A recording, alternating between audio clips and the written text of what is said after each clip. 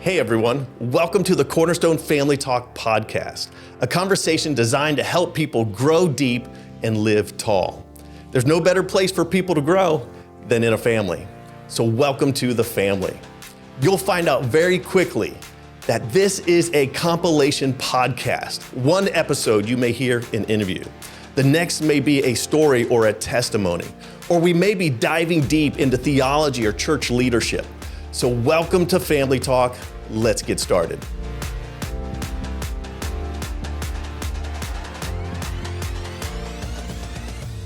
Do you have any memories of communion as a young boy growing up? Not really. My most vivid memory of communion involves Glenn. Oh, really? What happened? And so we on TV, we had the Catholic channel. And so he had been watching the Catholic channel on TV. And on the Catholic channel, they would take communion, and they had one cup. And, this is way back pre-COVID and everything. Yeah. And the cup had the little towel that the priest had. And, one person would take a sip out of the cup. He would wipe it with a towel and turn it around, and then the next person would take a sip. And so they were all sipping out of the same cup. Well, we had always done communion at Christmas Eve. And so as adults, and we would bring a family. And so it might have been right after y'all first came here. We didn't do a Christmas Eve service maybe that first year. Yeah, I think you're right. That y'all were here. We didn't do a Christmas Eve service. So we decided to go to the Methodist church because they had a Christmas Eve service. And so we walk in the back door of the Methodist church, and Glenn comes in there, and he sees that he has one cup up there, and he nutted up. Oh, you ain't gonna make me! You can't make me! It's like there was no way he was drinking out of that one cup. Well, then. I don't even know if they do this now after COVID and everything's changed, but they weren't drinking all out of the same cup, but they would dip the bread in the cup. Is what they were doing. But anyway, he nutted up, and there was no way, buddy, he was going in there to take communion. That's funny. Yeah, we do like our own cups, don't we? Yeah, we do. We don't want to share the cup. Anytime we see there's one cup, you always want to be the first person in the line, right? It's a mad run to get up there and be the first one or second, That was that's the funniest thing about communion. But really, I would say, not as a child do I really remember communion all that much, because I don't.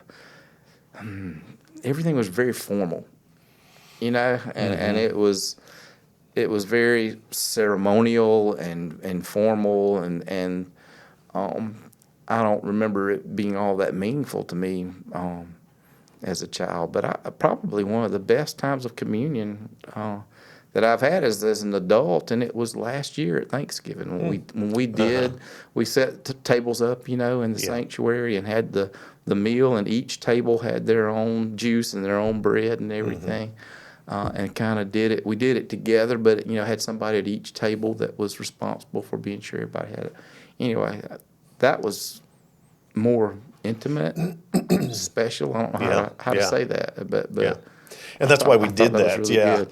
Yeah. So one of my earliest memories is I was raised Lutheran, and my mom and dad, when I was young, had explained what communion was all about, so that I could take it at the church when we did it. And for Lutherans, I got this fly. I got a gnat. Yeah. So for Lutherans, we would go up to the front. There's a little altar, and we would all kneel, and it's kind of wrapped around. So you could have maybe 20 people up there all kneeling at the same time. We kind of did it row by row. And as you would kneel, the pastor would come around and give you the bread and the juice. And they were wafers. The bread was like a thin wafer, but it was like plastic. And so I put it in my mouth, and it dissolves slowly, but it got stuck on the roof of my mouth, and I could not get it off. And the juice that you're drinking is not enough to wash it off and get it down. So eventually it did come off, and I was able to swallow it. But that was one of my first memories of of communion is getting it stuck funny. on the roof of my mouth. That's funny. You know, when we started using the little cups that have the wafer and it's sealed on top, I had one Sunday I couldn't get the thing open. I don't have fingernails to get the little tab and get it open. I couldn't get it open, so I'm praying, trying to do communion, and I had to get my pocket knife out and take my pocket knife to open the top of the thing to be able to get the wafer out. It is difficult. Man, this fly still is. It is difficult. It's very challenging. And you could tell because when everybody's opening it, there's so much crinkling going on. And then all of a sudden that roar of crinkling dies down and like, okay, everybody's got it open. They're ready to go. But yeah, so last year was our first year, I think, to do the Thanksgiving dinner with communion that the week before Thanksgiving, which has been a real fun and special time, you know, to share that meal together, kind of like a throwback to the early church, right? When they broke bread together, they had that meal together, they had the bread and the wine, and kind of to go back to that and have it very much be fellowship oriented and worship also, because we threw that worship combined in with there too. worship was really a neat time. So it was fun. And that's one of the reasons we wanted to sit down and have this podcast was to talk about communion. That's one of the places we like to do communion because of the setting. And of course, we do it on our nights of worship or special occasions and stuff. And so I wanted to sit down and talk about communion today. So what's amazing to me or interesting is that we have these two ordinances, right? We have baptism and we have communion, and have been in the church since Jesus instituted it. And yet there's been so much controversy and arguing, and even years ago, people being put to death because they had a different view on baptism and communion. I didn't realize people were put to death. I know, is that crazy? Yeah. Really? Yeah, because they had differences, and when you should be baptized, and communion, how you should take it, what it meant, whether it really was the blood and body of Jesus, and so people were put to death over this. So, I'm thankful for the martyrs who have gone before us, and the gospel would not have gotten to us without those that were willing to give their life for it. But at the same time, to think that people in the church were arguing over this and what they believed about it so forcefully that they would put somebody to death over this is sad. Yeah, it is. That seems very extreme to us today. It does, doesn't it? Yeah. It does. So the good news here at Cornerstone Church, right, we're not putting anybody to death over differences of doctrine. I'm glad. Yeah. Without a doubt. Okay, so when we're talking about communion, there's several different names for it that we probably need to clarify a bit, because it can be called like 5 different names. And so let's go through those quickly. If you want to jump into that first one that we call it communion. Communion. 1 Corinthians 10, verse 16 says, "Is not the cup of thanksgiving for which we give thanks a participation in the blood of Christ? And is not the bread that we break a participation in the body of Christ?" And of course, that word participation is koinonia, which was a band I really liked back in the 80s. They were all studio musicians and stuff. And anyway, but that koinonia, that sharing together is a community. You know what I mean? If you read about the early church, they literally had all things in common. They put all their money together and they gave to everyone who had need, and that's a type of koinonia, sharing together, that we're probably not willing to do today. Right. To do that, but literally that's what they did. They put all their stuff in one, and so there was this common community sharing together, literally of all their worldly goods, everything, their time and everything. So that koinonia really speaks to that participation in the blood of Christ. All right, number 2 is the Lord's Supper. 1 Corinthians 11:20 says, "So then when you come together, it is not the Lord's Supper you eat." Is it not the Lord's Supper you eat? So here he's calling it the Lord's Supper, which is another common name that we use for it. The next one is the Lord's table, 1 Corinthians 10:21. "You cannot drink from the cup of the Lord and the cup of demons too. You cannot have a part in both the Lord's table and the table of demons."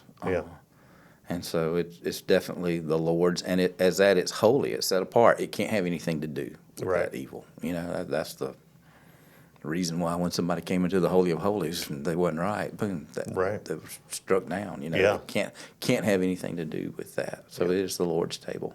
That's good. The fourth one is breaking of bread, right? Acts chapter 2, verse 42 says they devoted themselves to the apostles' teaching and to fellowship, to the breaking of bread and to prayer. So here they call it breaking of bread. And most scholars believe that when the reference is communion, that's what they're doing there.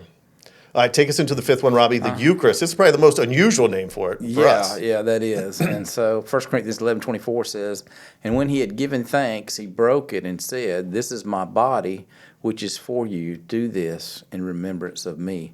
And so the church, somewhere along the line, began calling that meal the Eucharist. And that word expressed one of the most characteristic elements of the Lord's Supper, which is the giving of thanks. That I can't even say it. Eucharistium means to give thanks. Yeah, That's what it is, and so it is a Thanksgiving supper.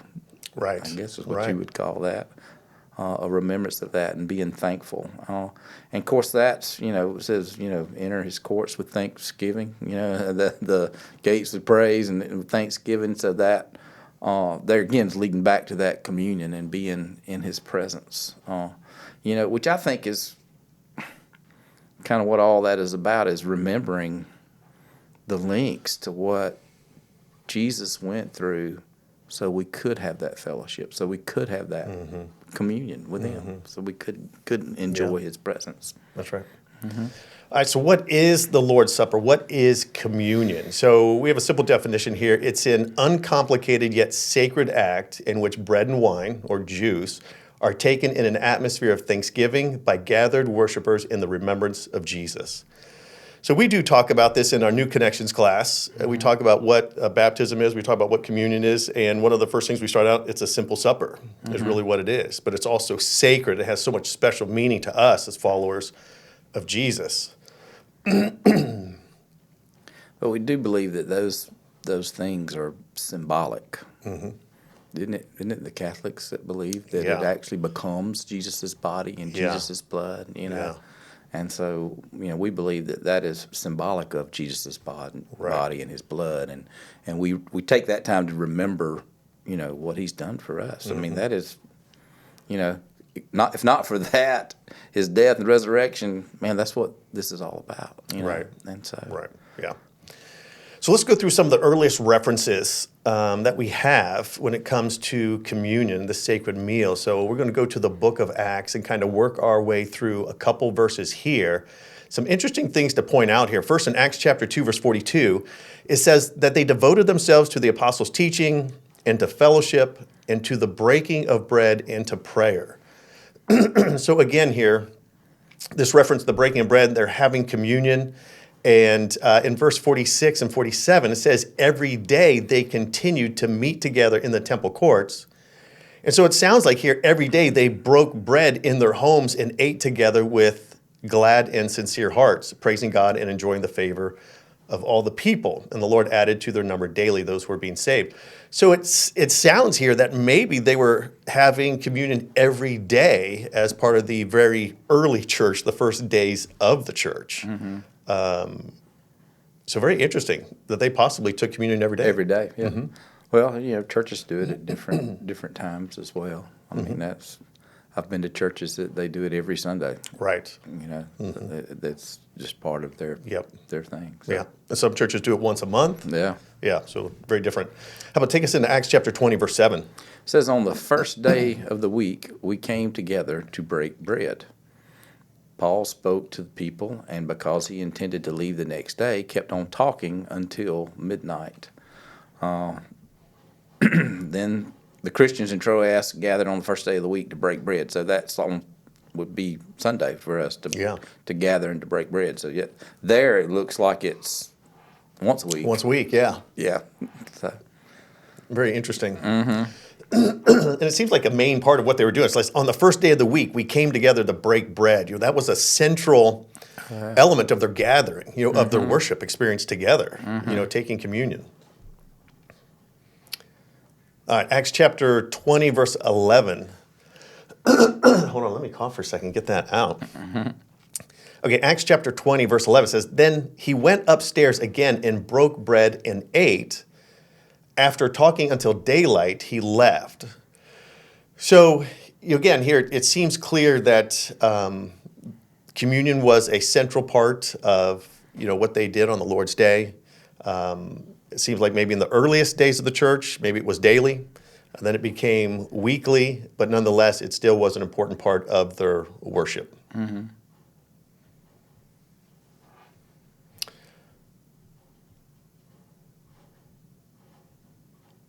Yeah, and I think the next thing you have right there about biblical scholars agree that there's no clear command regarding the frequency with which we should. Yeah. He didn't tell us. Right. Yeah. Yeah. When I first came to Cornerstone Church, we were doing communion. Fifth Sunday. Yeah, Fifth Sunday. Fifth Sunday. Okay, interesting. Maybe that was before I got here. No, it used to. Every time there was a fifth Sunday, that's when they did it. Okay. That's when they did it. If Okay. you just had 4 Sundays in a month, you didn't do it. Gotcha. Okay. So every fifth Sunday. So then at some point, I think we started doing it once a month. Mm-hmm. And then, it kind of was sporadically too. We tried for once a month, didn't always get it. Mm-hmm. But then we kind of rethought it a little bit, how we want to handle communion. So then we went to doing it just during our nights of worship, which usually happens 3 or 4 times a year. And we felt like that was a great atmosphere to do communion because, number one, there's only believers really there. Mm-hmm. And so you don't have to worry about, hey, if you don't know Jesus, then this is really just for the family in a sense. Right. And then also the night of worship also just gives a kind of an atmosphere of worship and of intimacy that kind of goes really well with communion. Mm-hmm. So we put it into our nights of worship, and I think it's been a good addition to those, kind of helping us in that process of just worshiping Him, keeping our eyes focused on the Lord. All right, let's jump into Matthew 26. It's talking about the Passover here. This becomes such an interesting text because Jesus really, as he's celebrating the Passover with his disciples, really... He's instituting something new. Something new, right? Exactly. This had to be like mind-boggling to them, right? Because they had, celebrated the Passover year after year after year. They had always done it a certain way, right? Looking back to the past, but Jesus puts a total different twist on it, inserts himself into it. Mm-hmm. And this probably blew the minds of his disciples. So let's jump into this. Let me read this text here. On the first day of the festival of unleavened bread, the disciples came to Jesus and asked, "Where do you want us to make preparations for you to eat the Passover?" And he replied, "Go into the city to a certain man and tell him, the teacher says, 'My appointed time is near. I'm going to celebrate the Passover with my disciples at your house.' So the disciples did as Jesus had directed them and prepared for the Passover." Now take us into verse 20 here, Robbie, as he goes into this. Okay, it says, "When evening came, Jesus was reclining at the table with the 12. This was the posture of first century Jews during the Passover. So first century Jews wouldn't have sat upright at the table. It's not like Leonardo da Vinci's picture. Right. It's got the long table with everybody on one side, so the photograph can look pretty or whatever. Exactly. You know what I mean? So it wouldn't have been like that. They would have been leaning on a couch or a pillow while they ate their meal. And so they were reclining is what they were doing. And so that's why it says when evening came, Jesus was reclining at the table with the 12. Which is different to us in the Western world here, unless he was eating in his recliner. I do that quite often. Sometimes I do that too. Is that biblical? Is that Right. I think so. recline to eat? Verse 26 through 28 says, "While they were eating, Jesus took bread, and when he had given thanks, he broke it and gave it to his disciples, saying, 'Take and eat. This is my body.' Then he took a cup, and when he had given thanks, he gave it to them, saying, 'Drink from it, all of you. This is my blood of the covenant, which is poured out for many for the forgiveness of sins.'" Don't you think they were like putting this together? You remember when he had given that hard word earlier about eating his body and drinking his blood, and most of his followers deserted him? Yeah. And he looks at them and says, "Are y'all going to leave too?" And they're like, "Man, where else are we going to go? You've got the words of life." And so I think maybe here that probably was coming back into their mind, and they were thinking, "Oh, this is what he was talking about," and actually that whole Passover meal and everything, all of that was just a precursor pointing to Jesus and what he was going to do, for us. That's good. There's a couple things that stand out to us in this text here. In verse 26, he says, "While they were eating, Jesus took bread, and when he had given thanks, he broke it. He gave it to his disciples, saying," and then this is what he says, "Take and eat. This is my body." Now, this is where the controversy comes in, right? Because what did he mean by "this is my body"? Right. And so, it all comes down to what's the definition of the word "is," right? Which we know has been in modern history, also a bit of controversy when Bill Clinton wanted everybody to figure out what the meaning of the word is, right? Yeah. We all know that too well. And here's where we get into the Roman Catholics believe very literally when Jesus said, "This is my body," that he was meaning that literally it became his body. When the priest blesses it, prays over it, that the elements stop being bread and wine and become his body and his blood. Yeah. This is my body. And really, in a sense, what they're saying is this bread becomes my body. It changes and transforms, which is transubstantiation is what they call it. And so they believe that they're literally partaking of his actual blood and his body. That's their understanding of communion. And that's just different, you know. And I mean, I don't, you know, I didn't. That's not something I grew up with. It's so different from what I grew up with at all. Is it was, you know, to us it was always symbolic of his body. So I mean, you know, I'm just thinking about Jesus on the cross when he looked down and he looked at John and said, "Behold your mother," you know, and "Behold your son." It, you know, it wasn't really. She didn't become his mother biologically. Right. You know what I mean? But he intended, you know, for them to have that kind of relationship there. It was a symbolic thing there. I mean, I think there was times when he did that. So how do you know when he means it literally, right, or when it's symbolically? Yeah. I don't know. I think there's some things like that are arguments we'll never, you know, get to the end of until we get to heaven, and we'll figure out somebody had it right and somebody didn't. Right. Yeah. You know, For sure. my thing with that is that he did tell us, "This is how you remember me. Yeah. This is the way in which you remember me," and so that's the way we should remember him. Yeah. That's good. Well, of course, you know, the controversy became then Luther denied transubstantiation, right? And he said, no, this does not become, you know, the body and the blood, but the actual presence is in the wine and the bread. So he took a different angle on it. Of course, made a lot of controversy at the time. So when Jesus said, "This is my body," he was saying this bread represents my body, right? Is what the way that Luther interpret it, and others around that same time, the same thing. And as you mentioned, you know, in John chapter 10, verse 7, Jesus said this. He said, "Very truly, I tell you that I am the gate for the sheep." And he didn't mean that he was a physical gate, right, with hinges, you know, but that he represented that, or it was symbolic for who he is, right? Yeah. So, Well, I mean, there's so many things. I mean, if you look back even to the temple, they had something they called the bread of the presence. You know what I mean? It was pointing to Jesus. I mean, everything to do about that was pointing towards Jesus. It was a precursor. It was pointing forward to what was to come. And when you look back, we can see it, right. you know, clearer because of what they had there. So that was all symbolic of him. So Yeah. That's good. Okay, so let's jump into this next part. Let's talk about the blood of the covenants. Take us into Matthew 26, verse 28. Okay. It says, "This is the blood. This is my blood of the covenant, which is poured out for many for the forgiveness of sins." And of course, that's talking about the blood of the covenant. The covenants that you see in the Bible required something to die. You know, I mean, that going back to Abraham, the covenants required something to die. Something had to give its life, you know, for the covenants. Right. And of course, this is going back to the Passover in Exodus, when they had to take a lamb and kill it and put the blood over the doorpost, you know, on the sides and over the top of the doorpost and everything, so that when the angel came, it would pass over their house and their firstborn wouldn't be killed. That's right. And so that blood, you know, of Jesus, you know, we need to have that applied to the doorpost of our hearts. That's right.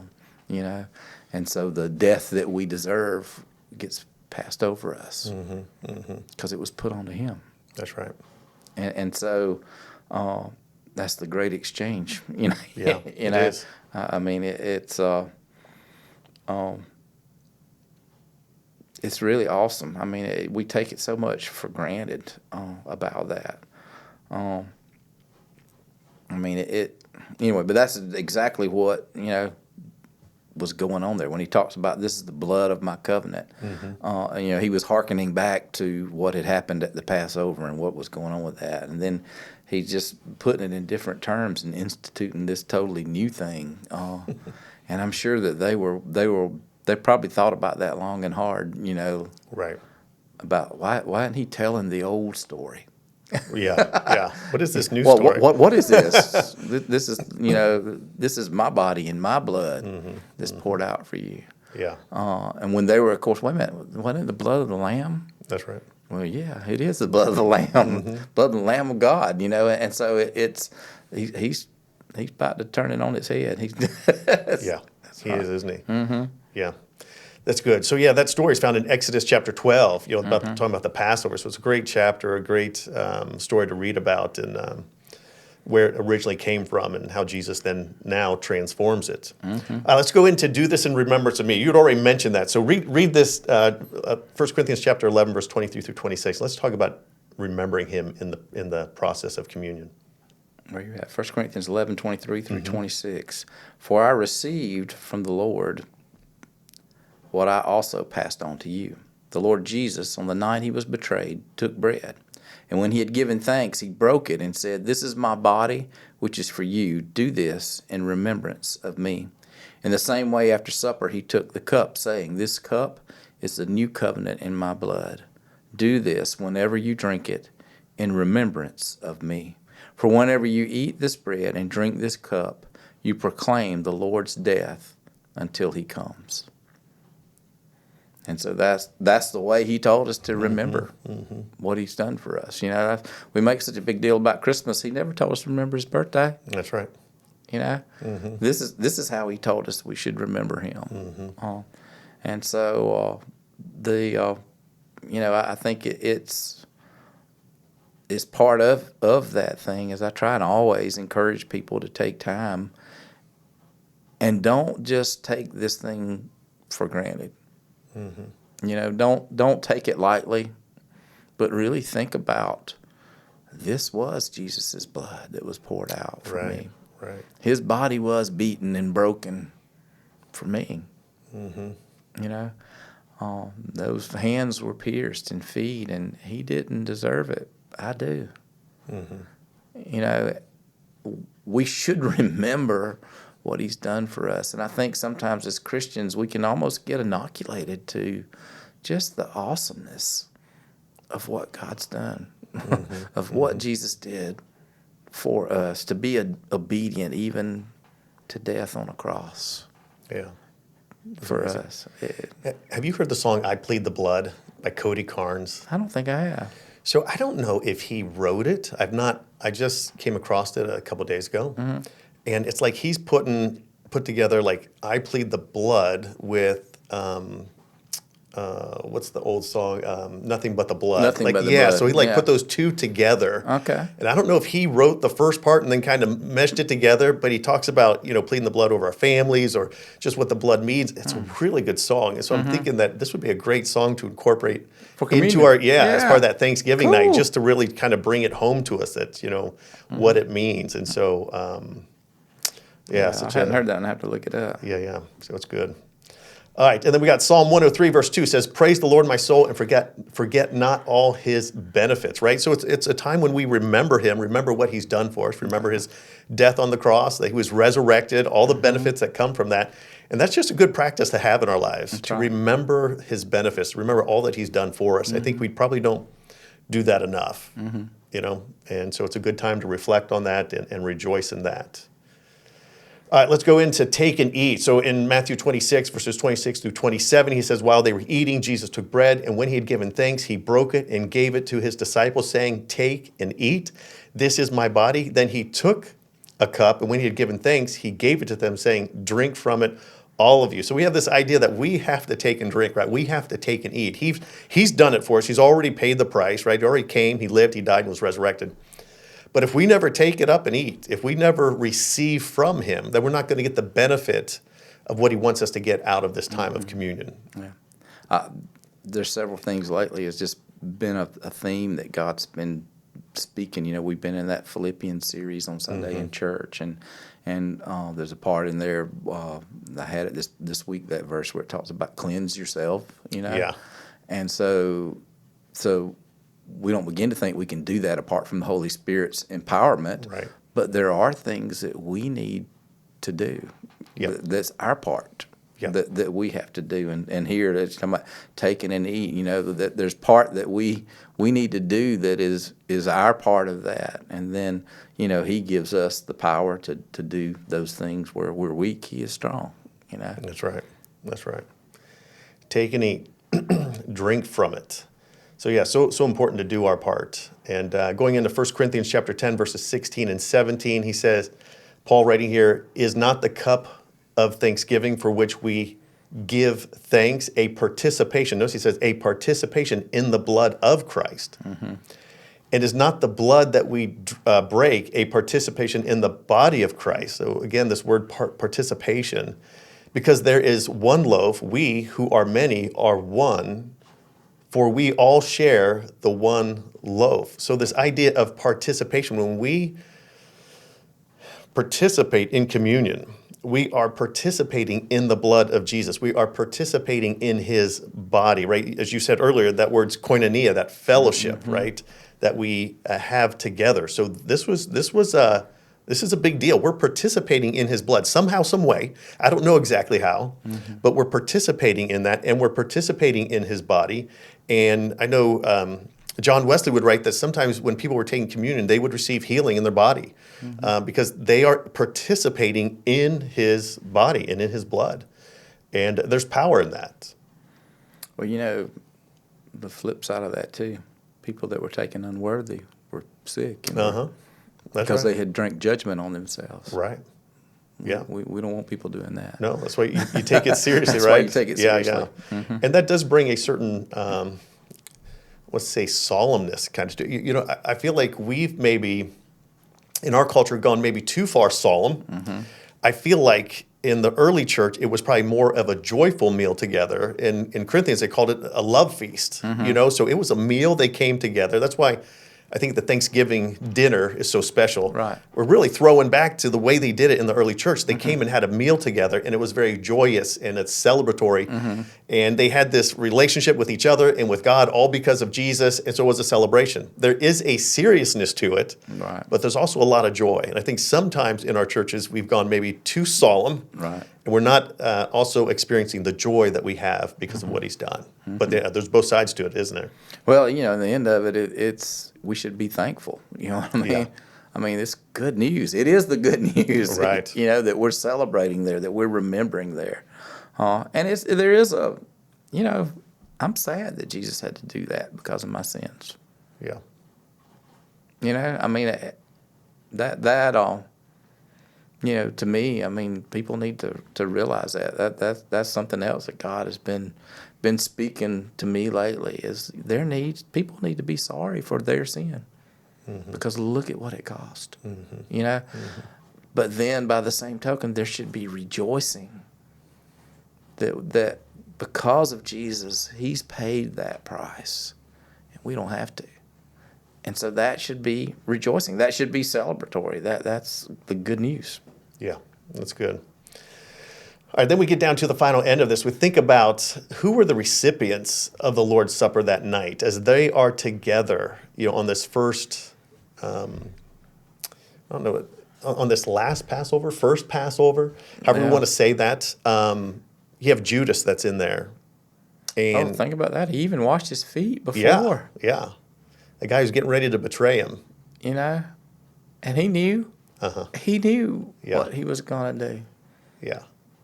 And yet he's willing to humble himself and to wash his feet. And then he breaks bread with him and shares that with him. Gives him the bread. Yeah. Gives him the wine. Yeah. Of the one who's going to betray him. Or you think about Peter who's there, who's going to deny him 3 times. Yeah. I think sometimes in our mind we wonder, man, can I really come to the table of the Lord, and receive these elements, receive communion and take it? And I think one of the things, even all the disciples eventually ran and fled that night that he was betrayed. And the thing is, on our own good works, obviously we can't come to him, we're not worthy, but through Jesus, we are, we can, we should, and we need to come and receive all that he has for us. It's all about his presence. If you just look back at the whole story, God created Adam and Eve and put them in a garden and wanted relationship with them. And sin messed it all up. Right. And the whole of history coming up to Jesus was how do we get that back? How are we able to enter into his presence? And then Jesus dies and that temple veil is torn into from the top to the bottom, and now we can enter into his presence. Yeah. Wow. Yeah, that's powerful. It's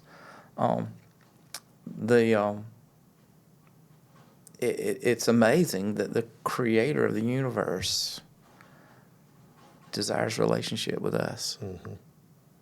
Something he made out of dirt. Right. And breathed life into.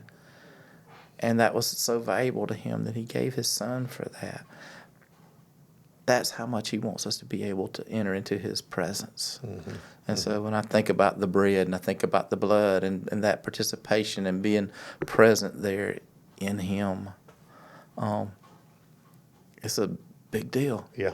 And I think you're right. I think it's about his presence. It is. For us, we don't believe like the Catholics, like that the elements become his blood and his body.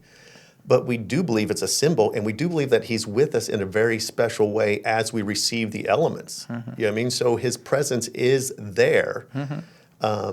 Somehow even differently than outside of receiving communion. That is very special, and we should remember that as we take that it is about his presence. We are in fellowship, participating in his body, in his blood, and it's about his presence. It is. Yeah. To me, ultimately, that's what it's about. So. Yeah, that's good. So I don't know about you, but I'm looking forward to Thanksgiving and our Thanksgiving meal together as a church family, where we worship, where we eat, where we take communion together and celebrate all that he's done for us. So it's going to be fun. Thank you so much for listening to this episode of Family Talk. You can stay up to date on our family conversations by subscribing. Follow us on Facebook, Instagram, YouTube, or on TikTok. All those links can be found in the show notes. You can also hit the share button and share this episode on social or with someone that you love. And finally, dropping a rating and telling us what you think of this episode will help spread our conversations. Thank you for being a part of our family here at Family Talk. We'll see you next time.